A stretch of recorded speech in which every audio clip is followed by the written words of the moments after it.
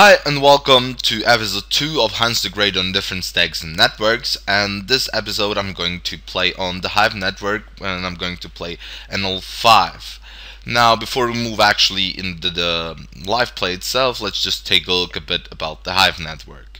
So in general, when we're talking about Hive network, for those of you who have been into the poker industry for a longer time, you probably know that it's the X Starlight network. The skin that I'm going to use here is Planet Wind 365, and it's just one of the many skins that you can find on this network.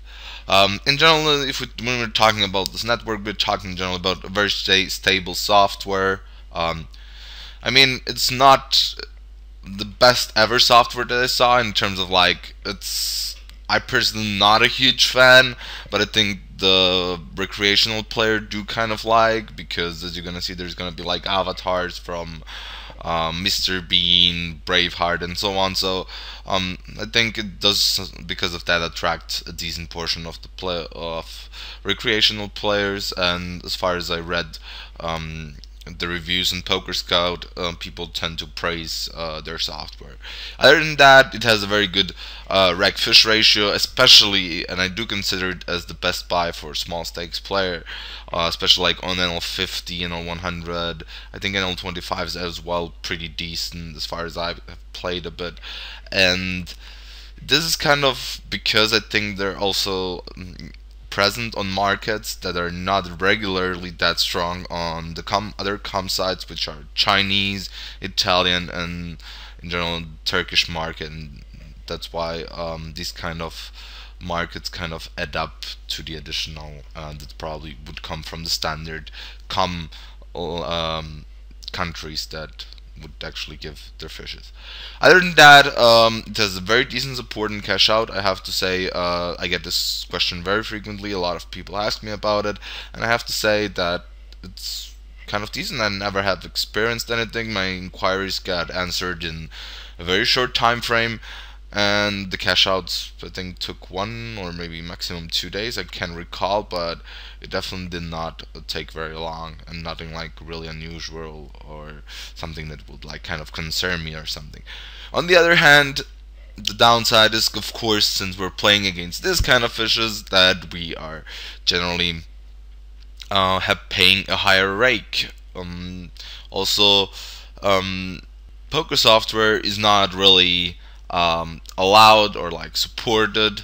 I mean, allowed is probably the wrong word, but it's not really supported from, for example, Hold'em Manager. So in order to get a HUD going, you kind of need the hand grabber, or like hand converter as it's very frequently called. And the next thing is that it kind of has a bad VIP scheme, which might for you to not be important, while for others it might be important. That something can be fixed, and if you want to know more about that, you can PM me or email me about that.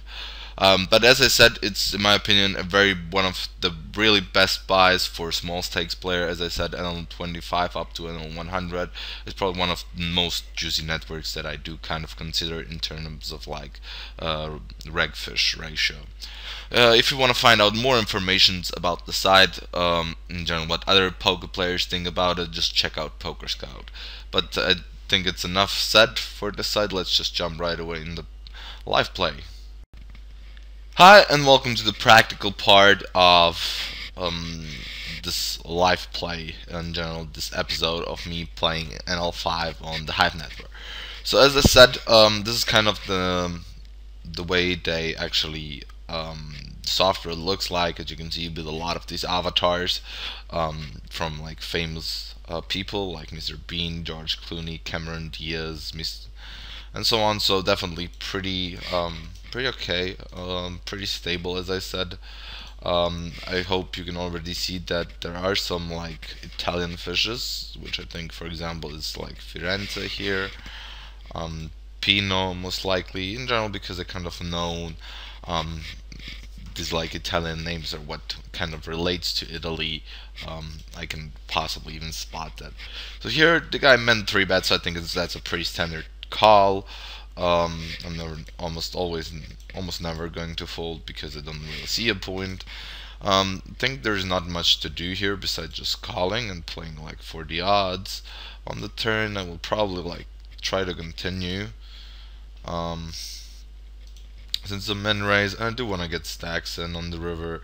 I think check min raising is pretty fine overall. And he actually calls, and we go to the river, which we are probably gonna win a stack. So he's probably going to almost always call here. I don't see him folding. He actually did, so pretty interesting. And here I flop a straight on the river, so very easily value bet. The unlucky part is that I can't see what he generally had in that spot. It's kind of annoying because you do kind of need to get a HUD run running, but other than that, I think it's fine. So pocket sixes, I'm going to flat on against any decent player. I wouldn't be doing that because you get a flop like this, where it's kind of like, okay, how much he's doing one and done. So I'm probably just going to fold. As I said, my strategy is just to play very straightforward, very simple, to not get myself into too much leveling, what we easily do as better players in general. But other than that, I will just try to keep it as simple as possible because I think that's the way just to approach in general micro stakes. So here I'm just gonna do like a smaller ISO raise instead of like my standard because he's like on the shorter side, so I think it's fine. And I think it's not a huge deal to call. Also, I'm just going to fold here. But yeah, it's like kind of hard to realize where you're gonna be at once you see your hand. But as you can see,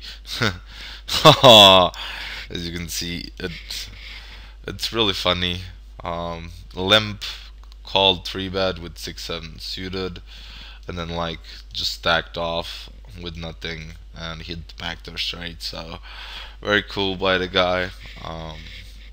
That's the very nice part of poker, what probably brings these people always back. But on this stage, I'm pretty sure this Amuchina is most likely a regular, so we might even think about like giving him credit when he 3-bets, because I think in general people do kind of 3-bet fairly tight on the small stakes, on the like super micros. So that's like an indication that we should be kind of like giving respect for now, unless we kind of see something really strange for him. We're just not really going to like play back a lot. In general, as I said, my strategy is going to be to like play a lot of pots, as much more as possible, but still keeping being postal up, like kind of watching out what exactly happens and not really looking into overplaying my hand, since I'm gonna play a wider range. So that's like the idea. Now we're gonna have to see if we even gonna get in too many hands. So I think this is a pretty standard C-bet. Not much to say. We have like overcard plus a gut shot, so I think it's definitely what I'm saying, 2 overcards and an open ender. So I think betting the turn is also fine. I have to apologize right away for the sound quality and in general. Well, yeah, not much you can do here with Jack 8. Where was I? Yeah, I do want to kind of apologize right away because I'm kind of ill, so I'm like producing this video being a bit sick, so it's possible that my voice doesn't come up that good as I would maybe like to, and I might not sound focused as much as I would like to be, but I'm definitely gonna give my best to be in the mood.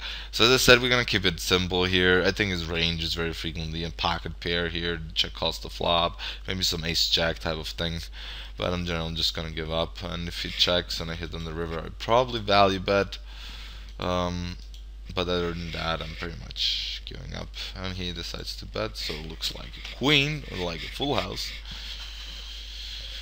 As I said, we are going to give credit to 3-bets and to squeezes on this kind of stakes. So I think it's pretty important to just let here ace 10 off go. And again, they actually prove you, despite me actually looking like I'm gonna win the hand. Let's just see. Yeah, I would have won it. Despite it frequently might look like they're actually consistently three-betting you or whatever they're actually doing, I think it's actually pretty fine to just go ahead and just bet yourself. In general, just give them credit to their three bets in general, just fold. Being really tight with three bets on this kind of stakes is actually fairly reasonable, because I could have been nice erased. Was a little bit passive. On the turn, I think you can bet. I think you can check call as well. I don't hate the check call, but I'm probably going to fold on the river once I check call. Not really planning, and he actually had 9-7, very nice. Yeah, would have pretty much come out as the same. Ace-10 off, I don't mind calling, despite a lot of people actually saying in this spot that that your hand is like not really designed for multi-way pots, that your hand is not really doesn't really favor multi-way pots. I still think when there is a fish already, someone who limped, I think it's actually very reasonable to just join the hand and feel good. Anyway, is a donk bet and a call. I think I'm probably getting out of it. Ace Queen, I'm probably 3-betting because I think it's strong enough hand under these positions to kind of like 3-bet and actually take it down. Generally interesting that none of these guys has now out a reply. Probably doesn't really even matter. This is kind of like the annoying part when you kind of like ISO raise someone and then the player after you, the button in this case, decides to make like a smaller 3-bet, and you actually hate folding, but I think you should fold because it's not a min raise, so that you get like a very good price. And well, yeah, now when the guy just goes ahead with a 4-bet, I think it's a very easy bet. Other than that, I think it's fine to just fold. And yeah, okay, we kind of learned that Mao Zedong is probably able to like realize an ISO raise and then went for like a cheap 3-bet bluff, because I don't see what he could 3-bet there for value and then fold it to shove, because I don't think people are generally able to like 3-bet fold jacks there. So Jack 3 suited, I'm just gonna limp here, play a pot with them. It generally seems to be pretty active. Jack 8 suited, I think it's a fine c-bet. On these stakes, on higher stakes, it might be different, but on L5, I think you should just aim to play very, very straightforward, very simple. Because when you're gonna go higher, it's anyway gonna come to a point where you do gonna have to get into the advanced stuff. I mean, what people generally talk about advanced, like protecting their check call range and so on and so forth. But generally, I think playing it extremely simple, especially like when you can, when people allow you to play, you should simply just use, because it simply makes your life easier. You don't really have to focus too much, and if you're even disciplined, you're just anyway gonna move up with such simple strategy in just a couple of days, depending like on the volume that you kind of like use in general. Other than that, it doesn't really seem like we're gonna get some super fancy type of plays here. Ace-9 off could be a fine 3-bet bluff. But the problem here when you're generally like 3-bet bluffing is that you still have to, as we saw in one of the previous examples, you still have to take into account the fish that actually limp is actually able to call the 3-bet, and so put you in a spot where you're 3-way on the 3-bet pot, him being hard to guess a hand. Okay, very nice. We're gonna realize that this guy is like able to bluff very nicely. But as I said, you always have to take into account the someone who limped on the stakes is well able to 3-bet. That's why even 3-bet bluffing is kind of out of position, even I guess less profitable in the big picture. So King Deuce suited, I think it's fine as a call, but I do like as well a 3-bet. I think it should work a fairly decent amount of time. This time I actually did not. I think I don't know why this guy just jammed, but that's probably. It's not like I haven't 3-bet him much, so he can shove pocket pairs. Other than that, I don't see a point in shoving. But yeah, we're anyway on NL5. So, but if I'm like 3-betting there something for value, like I don't know, jacks, I'm never folding to the shove. I know some percentage of the time I might run into aces and like these kind of like very strong and metish hands, but other than that I feel like very good about it. So actually it currently seems like everybody's actually gonna have a hand, which is pretty funny. The action is now played pretty aggressively. I got a lot of 3-bets for now from the blinds especially. So we're gonna kind of have to focus who's actually just in a good run or somebody who's actually just has such a playing style in general. Again, okay, no, just somebody open raising, so I guess folding is absolutely fine. In general, the button and the small blind are going to be opened very wide. 9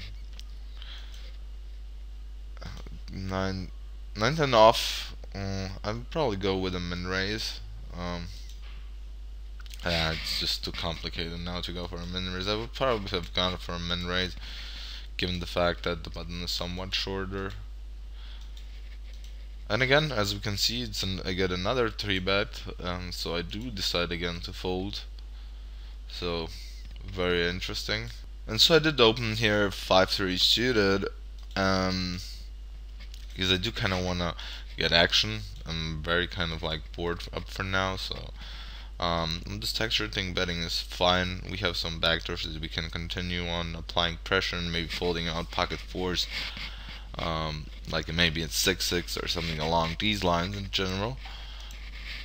But we get already one caller, and the caller in the back blind, so I think this goes rather into a check now. I don't feel my hand being that kind of good anymore. And when they both call, I'm probably gonna get out here. I mean, I could have tried to apply pressure, but it's like always, it's like very hard in this spot. Okay, this is really gonna get interesting here. Table 4. As I said, doubt that I would be going to be good. Sadly, we don't know what barber he has. But yeah, the player donked actually the flop. No, he just c-betted, and then now on the turn he kind of like checked. So I think betting half pot is pretty fine. The question is, should we really bet, since this guy has been showing us some playback tendencies, so check might be better because of his for now pretty aggressive player tendencies that he might even pull up at check bet bluff. But other than that, I think it's fine. But just betting on the turn, you must still get called by worse, so it's not like the end of the world. And so in this spot we have queens, and it's folded to me, so I'm definitely not really gonna make like a small squeeze. I think I should definitely go for 75 like minimum, and we're obviously gonna stack off here if one of these kind of guys shoves. Let's hope Pay Pussy thinks about calling. And this, I generally like the problematic type of board textures where I do kind of like to check behind, and then based on the run round either call or like fold. He bets pot, and now you're like forced in a spot where you generally have to make already the decision whether you're going to call or you're going to fold. And in this kind of spot, I'm generally like always erring on the side of folding on this texture. I mean, it's not the worst case. If he has like 9-8, he still has a fairly decent percent of equity here, and so folding is, in my opinion, generally pretty fine here. No need to get yourself into some like really hero calls. I mean, you can as well just c-bet the flop, but generally you're gonna get this ball here shoved on by weaker. That's why I do not like. I saw very frequently actually people here just check shove on this kind of limits, like something like 7-8 or 10-9 and so on, because they like call and the big pot is so big. And in general, you're gonna get blown off the best hand a very frequent percentage of the time. But instead, if you take like a passive line,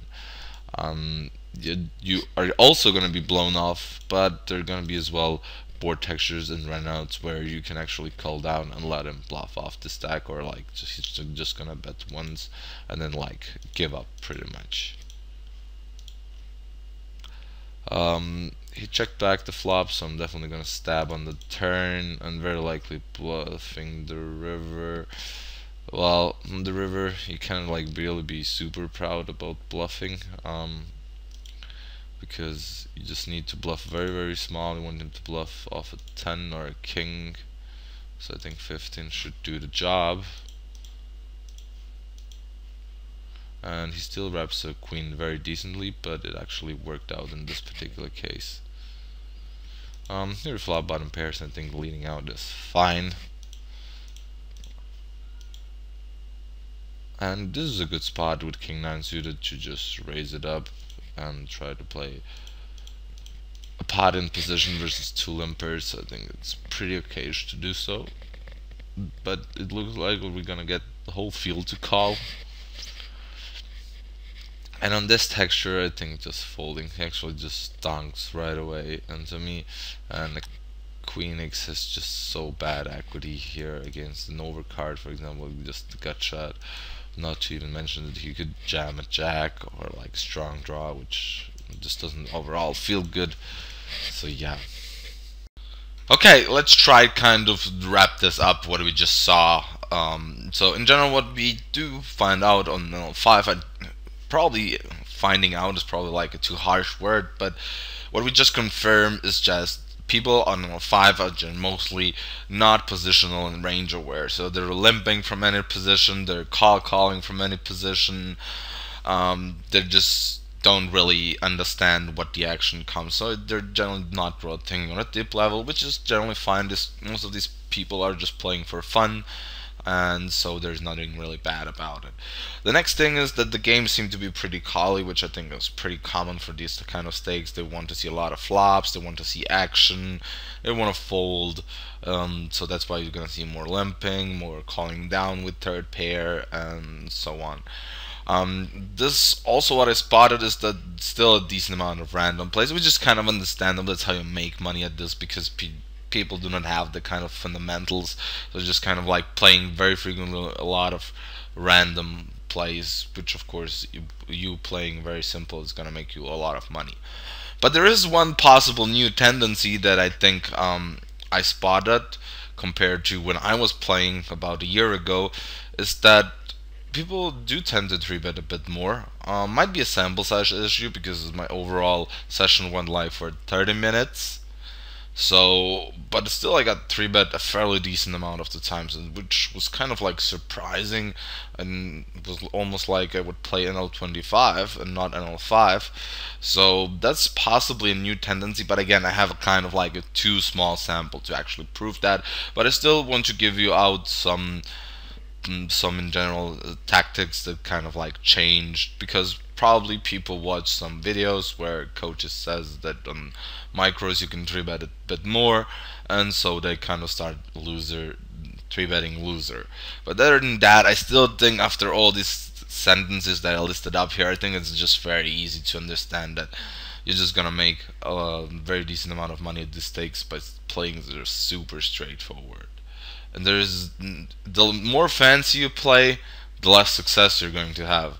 So the more simple you play, the more money you're gonna make. So there's not much to say about it. So there's not like, because you have to kind of understand that you have to keep your level of thinking adjusting to their level of thinking. So despite you, a triple barrel bluff might make sense for them, it's just not. So that's why playing super straightforward, value bet when you have something, generally do not bluff when you don't have much, is actually probably the best recipe for success on these stakes.